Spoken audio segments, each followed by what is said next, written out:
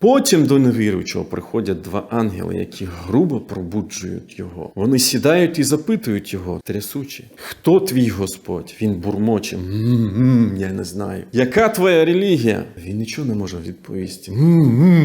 Не знаю. Що ти знаєш про людину, яку було послано до вас? Але невіруючий не може назвати імені. Тоді ангели вигукують: «Це Мухаммед!» Він же лише бурмоче: я не знаю. Я лише чув, що люди говорили так. Ти не знав і не пішов за ним, кажуть ангели. Тоді голос із небес сповіщає: він бреше, розстелить для нього вогняне ложе, відкрити для нього браму в пекло. І до нього підступає пекельний жар і вогнений вітер. Самум і його могила звужується настільки, що його ребра переплетуться одне з одним. Для нього розстеляється вогняне ложе, а він вигукає: Господь мій! Не дозволяй часу, тобто судному дню, настати.